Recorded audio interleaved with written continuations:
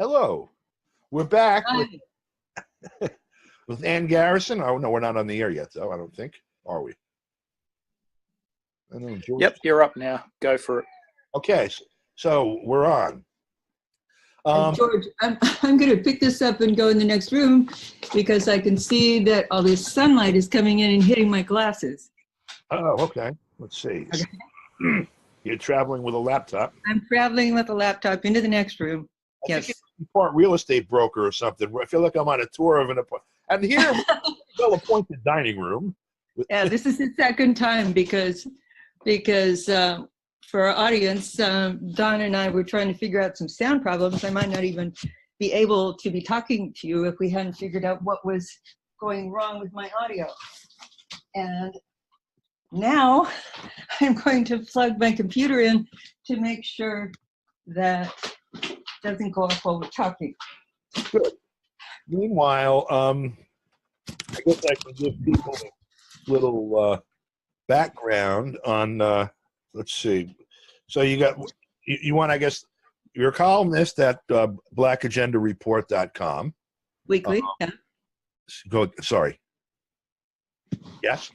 Yeah, I guess I have to take the glasses off. Yeah, there you go. Hey, let's both do that. We'll do that.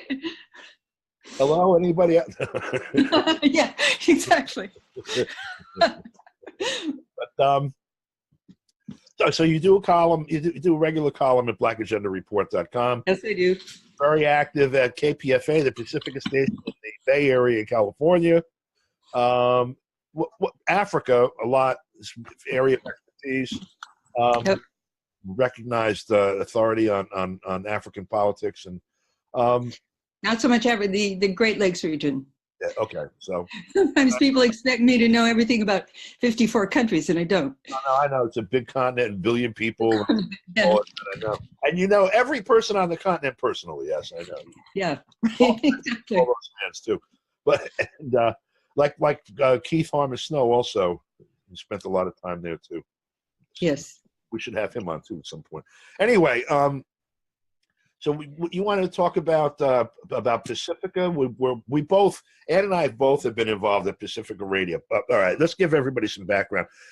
Pacifica Radio is a radio network of 5 company stores. Basically, it's a nonprofit that has 5 licensed stations in the U.S. in the Bay Area, California, in Los Angeles, California, Washington, D.C., New York, and Houston, Texas. There are also, I don't know, 100, 200 independent radio stations, public stations, college stations, et cetera, that are affiliates that carry programming from Pacifica and contribute some programming to Pacifica. There's a governance structure at Pacifica, which is, I'll just use the generic word unique. And the subject of much more discussion than probably anyone would care to participate in or review, but that creates some political conditions anyway that to be considered in what we're going to talk about. And let's say to identify Pacifica, also Dennis Bernstein, whom a lot of listeners know about, and who is a big friend of WikiLeaks and all the veteran professionals, what is it, the VIPS, Veteran Intelligence Professionals for Sanity. Right. He has an hour-long show, Flashpoints, right, on KPFA every weekday, and it's carried on a lot of the affiliates as well. Yeah. And then there's been, put it this way, so this Pacifica Radio Network, I think, began with the first station was WBAI was the first station, right? They got KPFA. KPFA was the first station. Yeah. All right. And then what the hell was his name that gave Lou Hill. Lou Hill. Yeah. Acquired BAI from what's his name? He was a well-known philanthropist. Whatever. Let's just say he managed to get 5 non-commercial stations into the network on the FM band by about the mid 1960s or so, and and it's been the first station, no, the first license was when KPFA in the late 40s, was it, or early 50s? I think it was late 40s. Yeah. So I might say Lou Hill was a pacifist, right, who spent World War II in prison because he was a pacifist, refused to fight. and so this was, we're talking about from 1947, 1948. This is when the National Security Act was signed by President Harry Truman, and the rise of our friends Richard Nixon, Joe McCarthy, a whole bunch of other things, the execution of the Rosenbergs, a whole lot of horrible stuff. And the Pacifica was like one of the only outlets that carried any of that stuff, counter to it. Any left critique, even center critique of what was happening. And then during the 50s and 60s, gradually, by the Vietnam War, there was a home for the anti-war movement, a radio network that was a home for the anti-war network. Also, for the civil rights movement, there's oodles of tape of people from Paul Robeson to Martin Luther King and Malcolm X coming into the studios of various Pacifica stations and speaking on issues of the day. And it's been it's called itself Free Speech Radio for a very long time, and as a focal point for dissent, basically, or as an instrument of dissent, sort of like Julian is. Although Julian is not producing the content, he helps to facilitate people's ability to view the content. Well, he did have a show on WBAI. He was part of a series produced by Randy Credico on WBAI. Right. That's who, for example, somebody that's going to be on a radio station in the United States, like Julian, that BAI is the outlet in New York, and Pacifica Radio is the outlet in the United States. So, of course, it's been a target. And for the last 20 years or so, it's had a rather difficult political structure to deal with, where there's been a lot of fighting. Oh, let's not get into that. Let's not get into the fighting. Not only are the people like Dennis the fruit of Pacifica, but there are a lot of us that were purged out of Pacifica that are also producing stuff that began at Pacifica. So a lot of people that you don't even know had anything to do with Pacifica are because of Pacifica. That's what I want people to understand. So okay. Wait, why do we cut to the chase here? Especially since I was late. I think what we might expect people to be able to understand is that each of the 5 metropolitan stations has a local station board. Right. And then there's a national Pacifica National Board.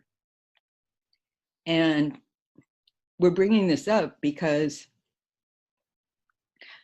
the KPFA local station board is considering a resolution in support of Julian Assange and WikiLeaks. And a similar resolution will be submitted to the Pacifica National Board. And you might think that this would be a slam dunk to get this through, but it's not going to be. Just as the whole country has moved to the right, so has Pacifica. Yeah. With, exceptions like Dennis Bernstein. Plus, there's Trump derangement syndrome. Right. Yeah. Pacifica, and I know KPFA best, has a case of Trump derangement syndrome. I imagine everyone knows what that is. It's like the fundamentalism, absolutism, totalitarianism, the absolute refusal to tolerate nuance or anything but opposition to Donald Trump has come to characterize lots of left of center politics, which used to tolerate a lot more nuance. Yeah. And the danger we have there is that these fiercely anti-Trump, I don't really want to call them lefties, let's say Democrats, might say, well, Julian Assange cost Hillary the election. because he leaked these emails. And Yeah. the emails came from Russia. They may even buy that. I mean, I heard someone on morning drive time, which is the time that people most listen to, say it was reasonable for the Senate or House Intelligence Committee to subpoena Randy Credico because he was the intermediary between Julian Assange and Roger Stone. Right. And he said that even though that has never been proven. And then he said regarding the hacked emails, well, it's never been proven that they were hacked. Bill Binney has demonstrated why they couldn't have been. And the Vault 7 release, WikiLeaks Vault 7 release, revealed that anyone could fake responsibility for a hack by leaving footprints that looked like they were left by Russians. Right. Or anyone else. Most of us know this stuff, which is, you know, the scary thing, just because what you're saying, Pacifica has been styled and has been functioning as free speech radio, and yet you have audience that calls in and says, well, yeah, that's right, this whistleblower should be prosecuted because of Trump derangement syndrome, and that's the part that's really frightening right now. Yeah. And so I'm among several people bringing this up at the local station board and the Pacifica National Board. And what I'm saying is, look, these are primary sources. This is supposed to be the stuff that real journalism is made of. And there's never been anything like this before. They've never been made so available. And we have just touched the tip of the iceberg about what's there. Right. Because we had so much controversy about Vietnam this week because of John McCain's death. And it became a sort of review, reconsideration of the Vietnam War. I started looking back at some of those because the cables go back all the way to 1966. Mm. Well, you know, we've got Daniel Ellsberg on hold, and we got to wrap it up. But that's a perfect lead into him because he was the leaker of a lot of that Vietnam stuff back in 1969, 70, and all of that. So they're telling us that we got to go. We're going to have Daniel Ellsberg on with Joe Lauria. And Anne, thank you so much. And let's talk sometime next week and put some presentation together for folks here. Okay.